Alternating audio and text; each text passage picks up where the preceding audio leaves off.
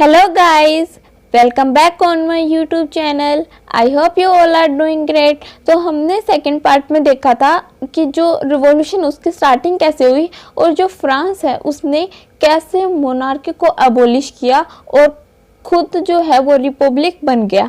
इस वाले पार्ट में हम ये जानने वाले हैं कि जो वुमेन है क्या उनको भी रिवॉल्यूशन में आने की रजामंदी मिली थी, क्या उनका भी कोई रिवॉल्यूशन था। जो ये पिक्चर है ये वर्शिलाज को, ये जो वुमेन है पर्शिया की जो वुमेन है उनको वे दिखाती है वर्शिलाज की तरफ। 5 अक्टूबर 1789 में ये कुछ ऐसे पिक्चर है जो दिखाती है जो वुमेन है वो वर्शिलाज में एक साथ मार्च होके और पेरिस का जो राजा था उसको फिर से बैक लेके आई थी। अब अगर हम बात करते हैं सबसे बिगनिंग की, जो वुमेन है वो बिगनिंग स्टार्टिंग से ही जो फ्रेंच सोसाइटी में जो इवेंट्स हो रहे हैं उनमें स्टार्टिंग से ही बहुत ज़्यादा पार्टिसिपेट करती है, एक्टिवली पार्टिसिपेट करती है, ताकि जो उनकी जो रिस्पेक्ट है वो सोसाइटी में बढ़े, कुछ इम्पोर्टेंस मिले उनको लग रहा था वो उनकी जो होप है वो सबसे ज़्यादा कहाँ पे जागरूक हुई, सबसे ज़्यादा वो जो रिवॉल्यूशनरी गवर्नमेंट है उसको लगा कि जो रिवॉल्यूशनरी गवर्नमेंट है वो उनकी जो लाइफ है उसको इम्प्रूव कर सकती है। बहुत सारे जो वुमेन है उसको उनकी लिविंग के लिए, उनको रहने के लिए जो थर्ड स्टेट की जो वुमेन थी उनको वर्क करना पड़ता था। ये जो वुमेन थी ये वर्क करती थी जैसे कि सीमस्ट्रेटिस जो दर्जी होता है और जो धोबी जो लॉन ड्रेसेस हैं उन जैसा काम करना पड़ता था। फ्लावर बेचती थी, फ्रूट्स वेजिटेबल्स को मार्केट में सोल्ड करती थी और डोमेस्टिक सर्वेंट की तरह हाउसेस में भी जो रिच पीपल है उनके घरों में भी वो बहुत ज़्यादा काम करती थी। बहुत सारी जो वुमेन थी उनके पास एजुकेशन नहीं थी, जॉब ट्रेनिंग नहीं थी, फिर भी वो काम करती थी। लेकिन जो सिर्फ जो नोबल्स की और जो वेल्थियर जो मेंबर हैं उनकी डॉटर्स जो थी थर्ड स्टेट की, उनको ही सिर्फ क्या था कुछ स्पेशल फैसिलिटीज़ उनको प्राइवेट थी, फैमिलीज जो उनकी मैरिज अरेंज कर दी थी, फिर भी वो पढ़ती थी। जो वर्किंग वुमेन है वो अपनी फैमिली की भी केयर करती थी, खाना भी बनाती थी, वाटर भी वो फेच करती थी एंड ब्रेड के लिए वो काम भी करती थी, उनके बच्चों को भी देखती थी। लेकिन फिर भी उनकी जो वेजेस थी वो मैन से बहुत ज़्यादा क्या थी, कम थी। In fact they are doing more work than man. फिर क्या हुआ, उन्होंने अपना जो इंटरेस्ट था उसको वॉइस किया, उठाया एंड उन्होंने अपने खुद के ही पॉलिटिकल क्लब्स जो है स्टार्ट कर दिए, न्यूज़पेपर बनाना स्टार्ट कर दिए। लगभग 60 वुमेन क्लब्स जो हैं वो अलग अलग फ्रेंच सिटीज़ में जो है वो बने आए एंड सबसे इनमें से फेमस हैं, 2 फेमस है, the society of revolutionary and Republican women. इनमें सबसे क्या है फेमस है। इनका सबसे मेन डिमांड ये थी कि ये चाहती थी कि जो वुमेन है वो भी मैन की तरह सेम पॉलिटिकल राइट्स को एंजॉय करे। जो वुमेन है वो 1791 के कॉन्स्टिट्यूशन से बहुत ज़्यादा डिसअपॉइंटेड थी, क्योंकि कॉन्स्टिट्यूशन ऑफ 1791 में उनको पैसिव सिटीजन्स की तरह डिक्लेयर कर दिया गया था। पैसिव सिटीजन्स मतलब कि जैसा मैंने आपको पहले बताया था, जो पैसिव सिटीजन्स होते थे वो उनमें उनको वोटिंग राइट नहीं था। तो उनकी जो डिमांड थी वो थी कि वो भी वोट जो है वो करे, उनके पास भी वोटिंग राइट हो। तो उन्होंने बहुत सारी असेंबली को इलेक्ट किया, उन्होंने पॉलिटिकल ऑफिसेस को होल्ड किया बहुत सारे। उनको लग रहा था कि जो न्यू गवर्नमेंट जो बनी है वो उनके इंटरेस्ट को बढ़ाएगी। जो रिवॉल्यूशनरी गवर्नमेंट थी पहले के जो साल थे ना, उनमें रिवॉल्यूशनरी गवर्नमेंट ने जो वुमेन की लाइफ है उसको बहुत हद तक उन्होंने इम्प्रूव किया। उन्होंने बहुत सारे लॉज इम्प्रूव किए, उन्होंने गर्ल्स के लिए बहुत ज़्यादा क्या किया, स्कूल कंपलसरी कर दिया। अब जो फादर है वो उसको मैरिज के लिए सब उसको फोर्स नहीं कर सकते।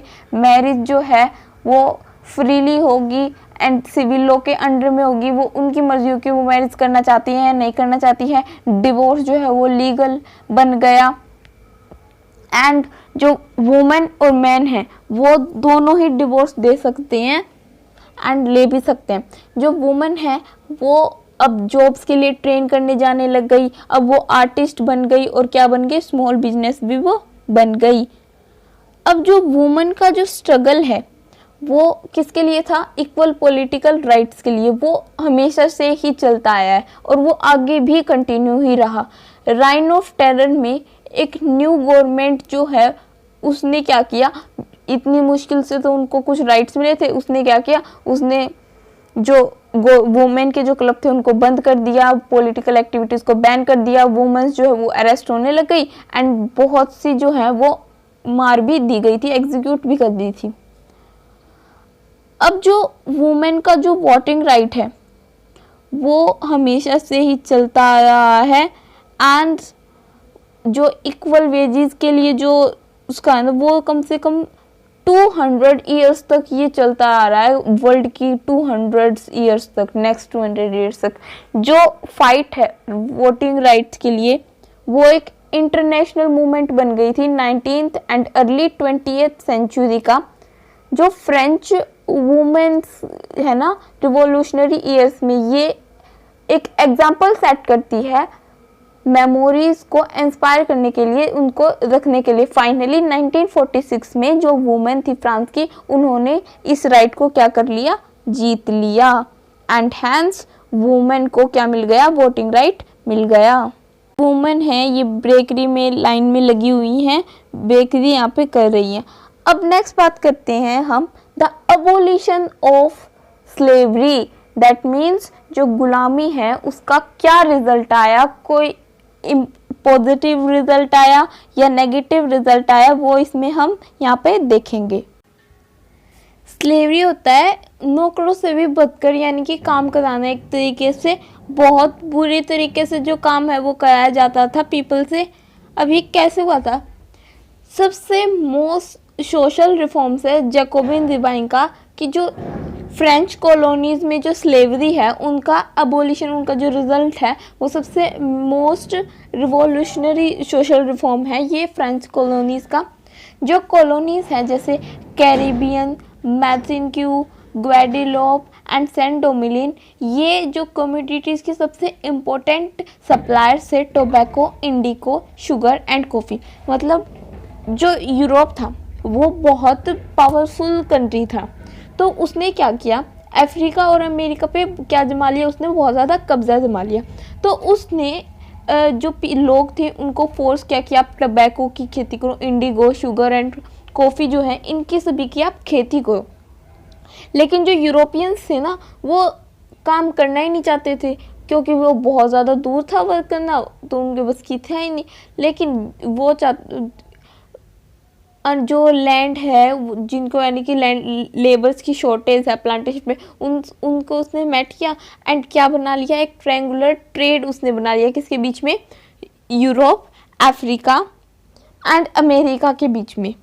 अब कैसा था ये ट्रेड, यानी कि जो यूरोप है, आई विल टेल यू, यहाँ यूरोप है, यहाँ पे अफ्रीका, यहाँ अमेरिका, तो उसने एक ये ट्रायंगुलर स्लेव ट्रेड बना लिया, किसके बीच में, यूरोप, अफ्रीका एंड अमेरिका के बीच में। ये ट्रेड जो है ये 17th सेंचुरी में बिगेन हुआ था। जो फ्रेंच के जो मर्चेंट्स थे, अब अगर हम बात करें सेलिंग की, तो जो फ्रेंच के मर्चेंट्स थे उन्होंने ये चीज़ें स्टार्ट की। जो फ्रेंच के मर्चेंट्स थे उन्होंने पोर्ट जो है बोर्डेक्स एंड नेंटिस, यहाँ से उन्होंने अफ्रीकन कोस्ट पे सेलिंग की। फिर उन्होंने जो ये लोकल हेड थे यहाँ से इन्होंने स्लेव जो है वो ब्रोट करते थे। वे जो ब्रांडेड और शेकल्ड है, जो चेन्स हैं, जो ब्रांडेड हैं और जो चेन है, जो स्लेव्स थी वो टाइटली शिप्स में 3 से 3 महीनों तक, इतने लंबे समय तक वो एक तरीके से वोवेज जो जल यात्रा होती है ना, वहाँ पे इनके टाइटली पैक किए जाते थे, शिप्स में रखे जाते थे। एंड जो अटलांटिक से लेके कैरिबियन सी तक इनकी वोवेज होती रहती थी, ठीक है, मीन्स इनकी शिपमेंट होती रहती थी। ये फिर आगे जाके जो प्लांट ओनर्स थे उनको सोल्ड कर दिए जाते थे। जो ये स्लेव लेबर्स हैं, इनका यूज़ करना, ये जो यूरोपियन मार्केट, जो शुगर है, कॉफ़ी है, इंडिगो है, इनकी जो डिमांड है इनको बहुत ज़्यादा क्या करता है, इंक्रीज़ करता है। पोर्ट सिटी जैसे बोर्डिक्सो एंड नेंटीज जो हैं वो इनकी इकोनॉमिक वेलफेयर के लिए और सेल्फ स्लेव ट्रेड के डेवलपमेंट के लिए इन चीज़ों को क्या करते थे, वो आउट करते थे बहुत ज़्यादा। जो 18th सेंचुरी थी उसमें जो लिटल स्लेवरी की इंक्वायरी की गई फ्रांस में, जो नेशनल असेंबली थी उसने क्या किया, उसने बहुत सारी लंबी लंबी डिबेट्स रखी कि राइट का मैन जो है वो एक्सटेंड कर देना चाहिए, जितने भी जो फ्रेंच सब्जेक्ट्स हैं जैसे उनकी इन कॉलोनीज़ को भी इंक्लूड करके। लेकिन कोई भी ऐसा लॉ पास नहीं हुआ, बिजनेसमैन से लेके एंड किसी के लिए भी ऐसा लॉ पास नहीं किया। ये सभी जो हैं उनकी जो इनकम थी, बिजनेसमैन की जो इनकम थी वो स्लेव ट्रेड पे ही डिपेंड करती थी। फाइनली एक कन्वेंशन हुआ, एक गैदरिंग हुई 1794 में। उसमें एक लॉ बनाया गया कि जितने भी फ्रांस में जो स्लेव्स हैं, जो ये नौकर वगैरह हैं, इनको फ्री कर देना चाहिए जो इनके पोजीशन है वहाँ से। हालांकि जो एक शॉर्ट टर्म मेजर ने टर्न लिया 10 साल बाद, नेपोलियन ने क्या किया, इस स्लेवरी को फिर से इंट्रोड्यूस कर दिया। जो प्लांटेशन ओनर थे उनको इसकी फ्रीडम तभी समझ में आई जब जो ये अफ्रीकन, जो ये नेग्रियूज थे, नेग्रियूज पीपल जो थे, ये जो सहारा के, साउथ अफ्रीका के ये नेटिव पीपल थे, इनको नेग्रियूज बोला जाता था। ये एब्यूजिव टर्म है लेकिन कॉमन यूज़ में बहुत लंबी नहीं चलती है। सो नेपोलियन ने क्या किया, स्लेवरी को फिर से इंट्रोड्यूस किया। एंड जो प्लांटेशन ओनर है उनको ये समझ में आया कि जो उनका फ्रीडम है, जो उनका राइट है, वो उनकी इकोनॉमिक इंटरेस्ट पे ही परस्यूट करता है। स्लेवरी जो है वो फाइनली 1848 में फ्रांस की कॉलोनीज में क्या हो गई, एबोलिश हो गई। हाँ, 2 कॉमन वर्ड हैं, एक तो नेग्रूस एंड एक है इमानिस्पेशन। इमानिस्पेशन यानी कि फ्री हो जाना, बिल्कुल फ्री हो जाना, जिनकी जो स्लेवरी है वहाँ से बिल्कुल फ्री हो गई, इमानिस्पेशन वहाँ से हो गया। नेग्रूस का मैंने आपको बताया जो साउथ अफ्रीका, जो सहारा के जो साउथ अफ्रीका के पीपल थे वो नेटिव थे वहाँ के। एंड ये एक एब्यूजिव टर्म है लेकिन कॉमन वर्ड्स में अगर हम इसका यूज़ करें ये ज़्यादा लंबे समय तक नहीं होती है।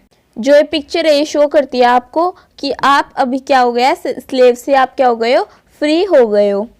अब नेक्स्ट बात करते हैं हम the revolution and the everyday life. इसमें हम बात करेंगे कि जो हमारी जो रिवॉल्यूशन है और जो हमारी जो पूरी जो लाइफ, उस टाइम की जो लाइफ है वो कैसी थी एंड किस तरीके से वो होता था। जो फॉलोइंग ईयर्स थे 1789 में जो फ्रांस थे उसने बहुत सारे जो मैन हैं, वुमेन हैं, चिल्ड्रन हैं, उनकी लाइफ में चेंजेस देखे। जो रिवॉल्यूशनरी गवर्नमेंट थे उन्होंने बहुत सारे लॉ पास किए लिबर्टी के लिए, इक्वलिटी के लिए, कि जो सभी हैं वो सभी पूरे दिन, हर दिन लिबर्टी की जो फीलिंग्स हैं उनको अपनाए, ऐसे लॉज उन्होंने पास किए। बहुत सारे इम्पोर्टेंट जो लॉज थे उसमें क्या हुआ, बेस्टाइल की स्ट्रॉमिंग हो गई 1789 में। सेंसरशिप का अबोलिशन हो गया। सेंसरशिप होता है जो स्पीच हो गया, पब्लिक कम्युनिकेशन हो गया, इनका एंड होना। ऐसे मटेरियल्स के बेसिस पे जो बहुत ज़्यादा हार्मफुल कंसिडर्ड किए जाते हैं, जो गवर्नमेंट है उसके द्वारा ये कंडक्ट करे जाते हैं। अगर हम ओल्ड रिजाइम की बात करें, जितने भी जो रिटर्न मटेरियल्स हैं, कल्चरल एक्टिविटीज़ जैसे बुक्स हो गया, न्यूज़पेपर, प्लेस हो गया, ये पब्लिश्ड हो सकती हैं और ये सिर्फ जो किंग का जो गवर्नर है उसके द्वारा अगर अपोर्ड हुई तो।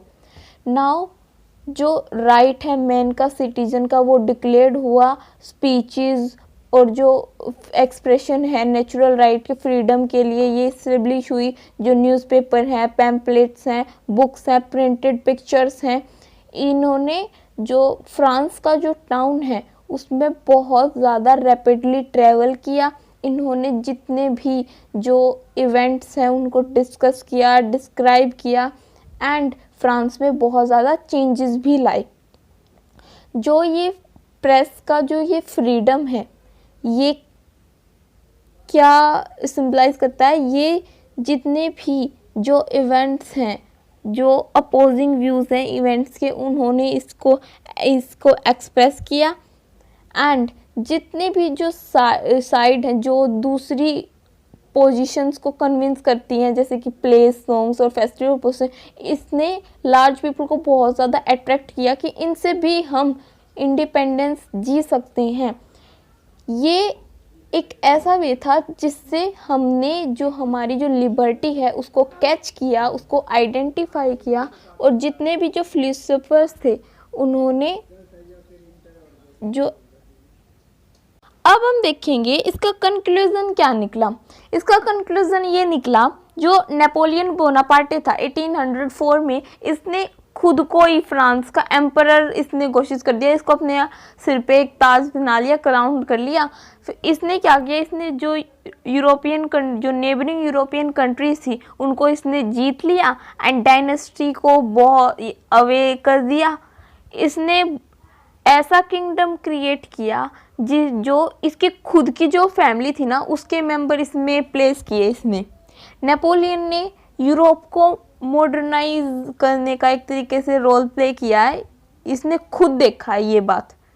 इसने बहुत सारे लॉज ऐसे इंट्रोड्यूस किए जो प्राइवेट प्रॉपर्टी है, जो वेट का जो यूनिफॉर्म सिस्टम है, मेजर्स है, डेसिमल सिस्टम है, जो डेसिमल सिस्टम के द्वारा जो प्रोवाइडेड है, वो उसने ऐसे लॉ किए कि ताकि इनको प्रोटेक्ट किया जा सके। इनिशियली बहुत सारे ने देखा कि जो नेपोलियन है वो पीपल की फ्रीडम के लिए प्रोटेक्टर का काम कर रहा है, लेकिन सुन जो नेपोलियन था वो हर जगह फोर्स को भेजने लग गया, अटैक करने लग गया हर जगह। इनिशियली वो वाटरलू 1815 में वो डिफीट कर दिया गया एंड बहुत सारे जो मेजर्स थे, जो लिबर्टी हो गया, मॉडर्न लॉज हो गया यूरोपियंस के द्वारा, वे नेपोलियन के साथ साथ वो रह गई वहीं पे। जो लिबर्टी और डेमोक्रेटिक राइट्स का जो ये सिस्टम है, ये